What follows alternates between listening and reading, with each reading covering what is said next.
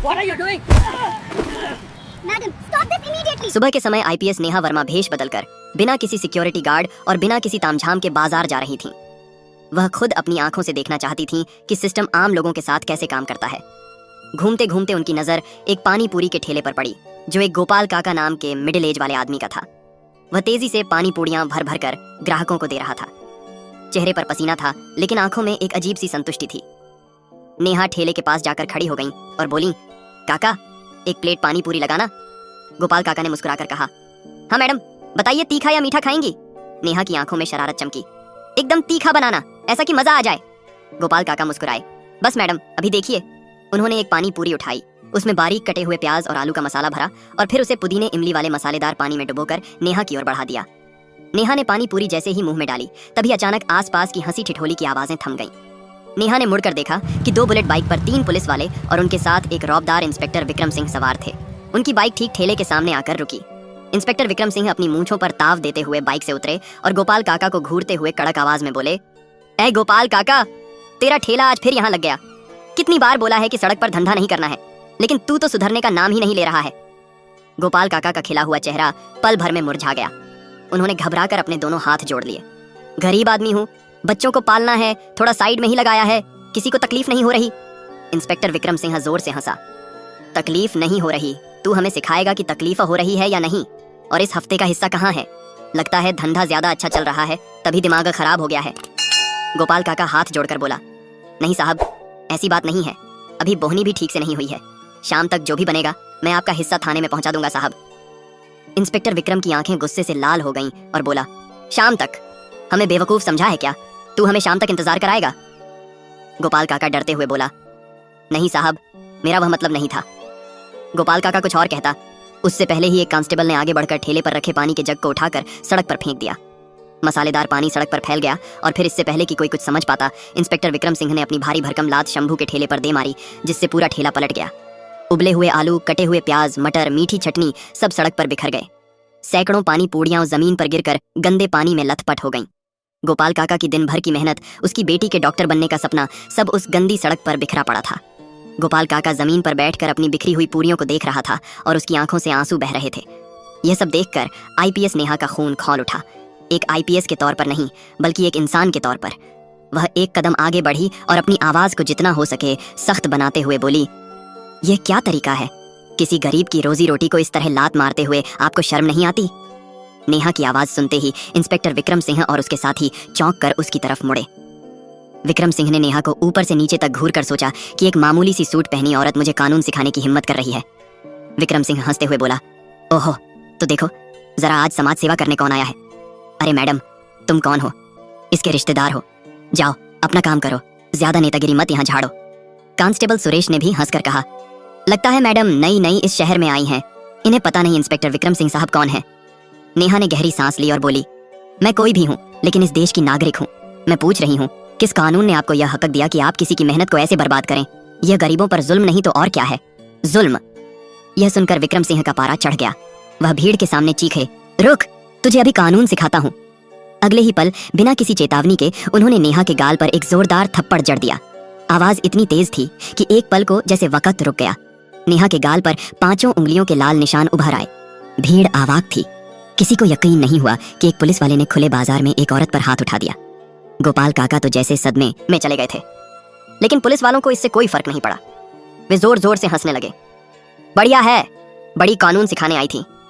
Inspector Vikram Singh ने अपनी हथेली झाड़ते हुए कहा, अब पता चला पुलिस से जुबान लगाने का नतीजा। नेहा ने अपना गाल सहलाया। दर्द से ज्यादा उसे बेइज्जती महसूस हो रही थी, लेकिन उसके अंदर का गुस्सा अब आग बन चुका था। तभी एक सिपाही ने उसकी कलाई पकड़ ली। साहब, ले चलें इसे थाने। विक्रम सिंह गरजे, हाँ ले चलो, वहीं इसकी सारी अकड़ निकाल दूंगा। भीड़ अब भी चुप थी। किसी की हिम्मत नहीं थी इंस्पेक्टर के खिलाफ आवाज उठाने की। हर आंख में पुलिस का डर साफ दिख रहा था। नेहा को एहसास हुआ कि अब स्थिति गंभीर है। मन में आया कि अपनी असली पहचान बता दें, बस एक फोन करना है और ये चारों उसके कदमों में होंगे। लेकिन फिर उसने सोचा, अगर मैंने अब बता दिया कि मैं आईपीएस हूं, तो ये सब डर के मारे मेरे आगे पीछे घूमेंगे।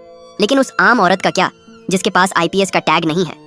उसने मन ही मन फैसला किया, मैं अभी अपनी पहचान नहीं बताऊंगी। मुझे देखना है कि यह सिस्टम एक आम बेसहारा औरत के साथ कितनी नीचता तक गिर सकता है। वह चुप रही। पुलिस वालों ने उसे धकेलते हुए गाड़ी में बिठाया और गाड़ी थाने की ओर चल पड़ी। नेहा खामोश बैठी रही, चेहरा शांत लेकिन आंखों में तूफान था। रास्ते भर पुलिस वाले बेहुदा मजाक करते रहे। अरे ये औरत तो बहुत तेज निकली, लगता है किसी बड़े घर की है। अरे नहीं रे, बड़े घर की होती तो भिखारियों की तरह पानी पूरी खाती, जरूर किसी के साथ भाग कर आई होगी। हाँ हाँ, थाने चलने दे, सारी हेकड़ी निकाल देंगे। नेहा ने सब सुना लेकिन एक शब्द नहीं बोली। हर चेहरे को, हर नाम को अपने जहन में कैद कर रही थी। थाना पहुंचते ही उसे लगभग घसीट कर उतारा गया। इंस्पेक्टर विक्रम सिंह चिल्लाए, डालो इसे लॉकअप में। एक महिला कांस्टेबल ने उसे पकड़कर औरतों के लॉकअप में धकेल दिया और बाहर से लोहे का दरवाजा बंद कर दिया। लॉकअप के भीतर माहौल किसी नर्क से कम नहीं था। घुटन भरा कमरा, कोनों में गंदगी, बदबूदार कंबल कोने में फेंका हुआ। वहां दो और औरतें पहले से थीं। एक का नाम पार्वती, दूसरी 20 साल की मीरा। पार्वती ने सहमी आवाज में पूछा, बहन तुझे क्यों पकड़ा? नेहा ने हल्की मुस्कान के साथ कहा, मैंने बस एक गरीब की मदद करने की गलती कर दी। पार्वती ने आह भरी, गरीब? इस देश में गरीबों की कोई जगह नहीं बहन। कानून सिर्फ अमीरों के लिए है। अगर तेरे पास पैसे नहीं या पहचान नहीं तो ये तुझे बहुत सताएंगे। दूसरी लड़की जिसका नाम मीरा था रोते हुए बोली, दीदी मैंने बस अपनी पसंद के लड़के से शादी करने की सोची थी। मेरे घर वालों ने ही मुझे पुलिस से पकड़वा दिया। ये लोग सुबह से पीट रहे हैं, कह रहे हैं कि कबूल कर तूने चोरी की है। नेहा का दिल दहल गया। यही थी जमीनी हकीकत, वही सिस्टम जिसकी वह खुद अधिकारी थी। कुछ देर बाद इंस्पेक्टर विक्रम सिंह पान चबाते हुए लॉकअप के पास आए। उन्होंने सलाखों से झांक कर कहा, और समाज सुधारक मैडम जी, कैसा लगा हमारा सरकारी मेहमान खाना? नेहा ने आंखों में आंखें डालकर कहा, इंस्पेक्टर तुमने अच्छा नहीं किया, तुमने अपनी वर्दी का अपमान किया है। विक्रम सिंह हंसे और थूकते हुए बोले, वर्दी का पाठ मुझे मत पढ़ा, चुपचाप इस कागज पर साइन कर दे। इस पर लिखा है तूने सरकारी काम में बाधा डाली और नशे में हंगामा किया। नेहा बोली, मैं किसी झूठे कागज पर साइन नहीं करूंगी, मैंने कोई गलती नहीं की है। विक्रम सिंह गुर्राया, नहीं करेगी? तब ठीक है, यही मच्छर काटेंगे तब अकदले ठिकाने आएगी, या फिर दूसरा तरीका भी है हमारे पास, बताओ मंजूर है? नेहा समझ गई कि उसका इशारा कहाँ है। उसने कहा, अपनी औकात में रहो इंस्पेक्टर, मैं साइन नहीं करूंगी। विक्रम सिंह गुर्राया, ठीक है सुरेश, इसे अंदर ले जाओ और समझाओ कि पुलिस की बात न मानने का अंजाम क्या होता है। दो सिपाही अंदर आए। चल बाहर निकल। नेहा बोली, मैं बेकसूर हूं। एक सिपाही ने उसके बाल पकड़कर खींचा। साहब बुला रहे हैं। नेहा दर्द से चिल्लाई, छोड़ो मुझे, ये गलत है। सिपाही ठाका मारकर बोला, बड़ी आई न्याय की देवी, यहाँ हमारा कानून चलता है। उन्होंने नेहा को घसीटते हुए एक अंधेरे कमरे में ले जाकर फेंक दिया। वह गिर पड़ी। सूट का पल्लू खुल गया। इंस्पेक्टर विक्रम सिंह हाथ में लकड़ी का डंडा लिए अंदर आए। अब बता, साइन करेगी या ये डंडा तेरी सारी समाज सेवा निकाल देगा? नेहा ने आंखों में गुस्सा भरकर कहा, मारो मुझे, लेकिन याद रखना हर एक चोट का हिसाब देना होगा तुम्हें। विक्रम सिंह हंसे, कौन लेगा हमसे हिसाब? तू? विक्रम सिंह ने नेहा को फिर लॉकअप में डाल दिया गया, लेकिन अब उसका संकल्प और मजबूत हो चुका था। आधी रात को उसे 2 बासी रोटियां और पानी जैसी दाल दी गई। बदबूदार कंबल, मच्छरों का हमला और औरतों की सिसकियां। वह सो नहीं पाई। सोचती रही, यह रात मेरे लिए एक सबक है, यह मेरे काम की असली परीक्षा है। सुबह की किरणें खिड़की से आईं तो नेहा के गाल पर थप्पड़ का निशान नीला पड़ चुका था। तभी इंस्पेक्टर विक्रम सिंह फिर आए। वह बोले, अबे आज तेरी किस्मत अच्छी है, चल तेरी जमानत हो गई। नेहा चौंकी, मेरी जमानत किसने कराई? विक्रम सिंह हंसे, कोई पत्रकार है, कल रात का तमाशा किसी ने उसे बता दिया होगा। तेरे जैसे लोगों को बचाने कोई ना कोई मूर्ख आ ही जाता है। चल निकल यहाँ से। नेहा को लॉकअप से बाहर निकाला गया। बाहर पुलिस स्टेशन के वेटिंग एरिया में एक नौजवान लड़की कैमरा लिए खड़ी थी। वह शायद किसी लोकल न्यूज चैनल की रिपोर्टर थी। उसका नाम सोनिया था। सोनिया ने शायद गोपाल काका से या भीड़ में से किसी से खबर पाली थी। सोनिया ने नेहा को देखते ही अपना कैमरा ऑन कर दिया। मैडम, आप पर क्या आरोप लगाया गया है?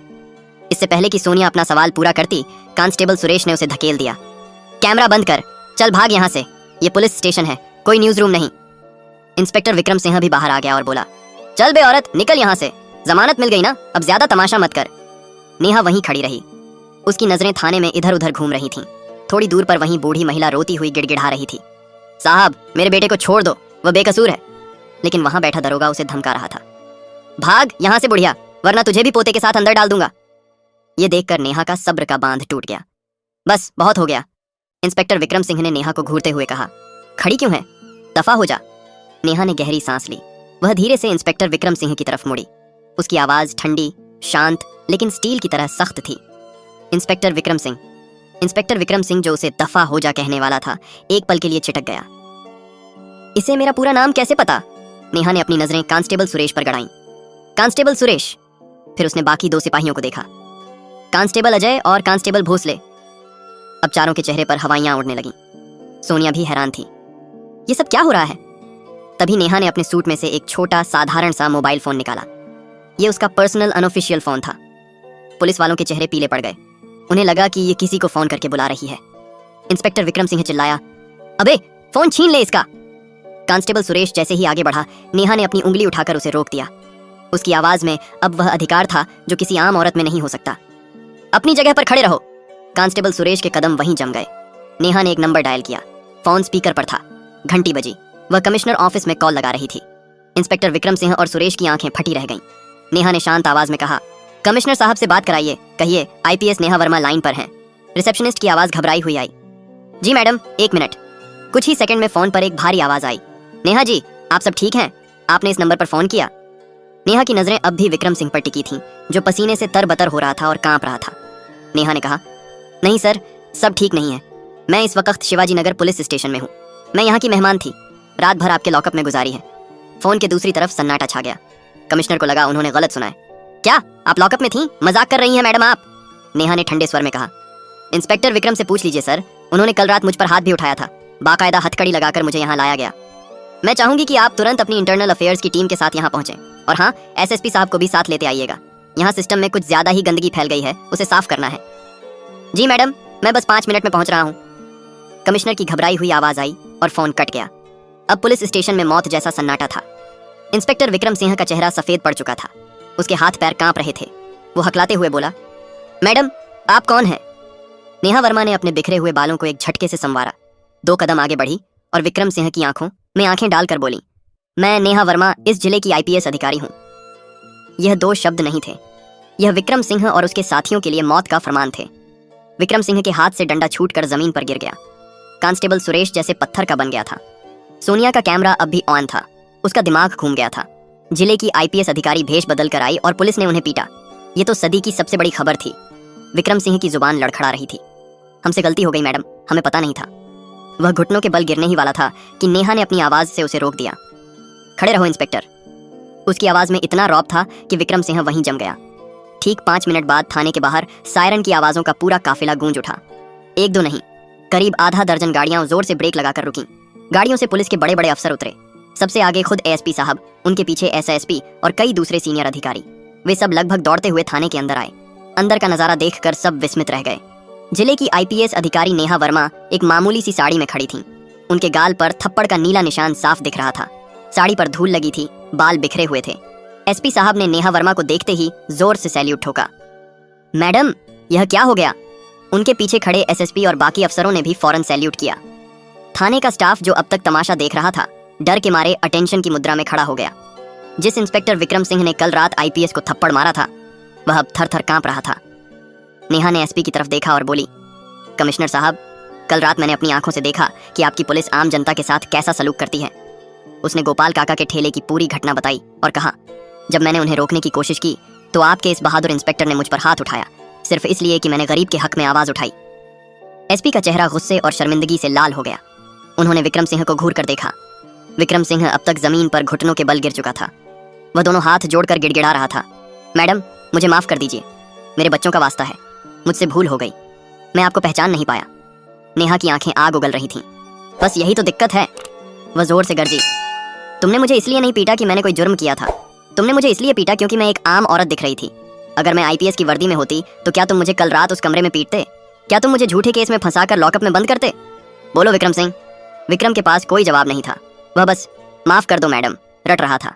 नेहा ने लॉकअप में बंद पार्वती और मीरा की तरफ इशारा किया। कमिश्नर साहब, उन औरतों का क्या उनका कोई हक का नहीं है? ये पूरा थाना आपकी नाक के नीचे जुल्म का अड्डा बना हुआ है। सोनिया ये सब रिकॉर्ड कर रही थी। ये पूरा ड्रामा लाइव जा रहा था। नेहा ने सख्त लहजे में आदेश दिया, कमिश्नर साहब, इंस्पेक्टर विक्रम सिंह, कांस्टेबल सुरेश और उनके साथ कल रात ड्यूटी पर मौजूद दोनों सिपाहियों को मैं तत्काल प्रभाव से निलंबित, सस्पेंड करने का आदेश देती हूँ। और सिर्फ सस्पेंशन नहीं, इन सब के खिलाफ एफआईआर दर्ज होगी। मुझ पर हाथ उठाने के लिए, सरकारी कार्य में बाधा डालने के लिए, एक महिला को रात भर गैरकानूनी तौर पर हिरासत में रखने और धमकाने के लिए, और हाँ, गोपाल काका के ठेले को जो नुकसान हुआ है उसकी भरपाई भी इन्हीं की तनख्वाह से की जाएगी। विक्रम सिंह अब जमीन पर लौट कर रोने लगा। मैडम, मैं बर्बाद हो जाऊंगा, मेरी माँ बीमार है, मेरी बीवी का क्या होगा? नेहा ने ठंडे स्वर में कहा, जब तुमने उस गरीब गोपाल काका के ठेले को लात मारी थी, तब क्या तुम्हें उसकी बीमार माँ या भूखे बच्चों का ख्याल आया था? जब तुमने मेरे गाल पर थप्पड़ मारा, तब क्या तुम्हें अपनी बीवी की इज्जत याद आई थी? पूरे पुलिस स्टेशन में गहरा सन्नाटा छा गया। आज पहली बार कानून ने अपनी असली ताकत दिखाई थी। नेहा वर्मा ने ईएसपी को निर्देश दिया, सबसे पहले पार्वती और मीरा को तुरंत रिहा किया जाए और उनकी फाइल मेरे ऑफिस भिजवाई जाए। मैं खुद देखूंगी कि उन्हें इंसाफ मिले। इसके बाद नेहा थाने से बाहर आई। बाहर अब तक मीडिया की कई गाड़ियां और आम लोगों की भारी भीड़ जमा हो चुकी थी। गोपाल काका भी वहां खड़े थे। अपनी आंखों में आंसू ली नेहा सीधा उनके पास गई। गोपाल काका उन्हें देखते ही हाथ जोड़ने लगे। नेहा ने उनके हाथ पकड़ ली। गोपाल काका, माफी तो मुझे मांगनी चाहिए। मेरे ही सिस्टम के लोगों ने आपकी रोजी रोटी छीनी। मैं वादा करती हूँ आपका ठेला आपको वापस मिलेगा और पूरे सम्मान के साथ आपको म्युनिसिपल कॉर्पोरेशन से आधिकारिक लाइसेंस भी दिलवाया जाएगा। आज से कोई आपसे हफ्ता नहीं मांगेगा। गोपाल काका रो पड़े। मैडम, आप तो देवी हैं, आपने हमें बचा लिया। नेहा ने कहा, मैं देवी नहीं, बस अपना फर्ज निभा रही हूँ। फिर वह मीडिया की तरफ मुड़ी। सोनिया ने माइक आगे किया। नेहा बोली, आज जो हुआ वह शर्मनाक है, लेकिन यह एक शुरुआत भी है। मैं इस शहर के हर नागरिक को यह भरोसा दिलाना चाहती हूँ कि कानून से ऊपर कोई नहीं है, न कोई नेता, न कोई अफसर और न ही कानून के रखवाले। अगर पुलिस जनता की रक्षक बनेगी तो हम उसे सलाम करेंगे, लेकिन अगर वह भक्षक बनेगी तो उसे बख्शा नहीं जाएगा। मैं चाहती हूँ कि इस थाने के हर कोने में सीसीटीवी कैमरे लगाए जाएं और हर हफ्ते उनकी फुटेज की जांच हो। कमिश्नर ने सिर झुकाकर कहा, जी मैडम।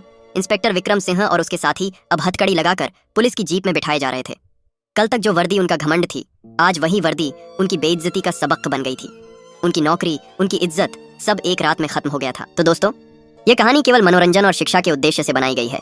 इसमें दिखाए गए सभी पात्र, घटनाएं और संवाद काल्पनिक हैं। किसी भी वास्तविक व्यक्ति, संस्था या घटना से इनका कोई संबंध नहीं है।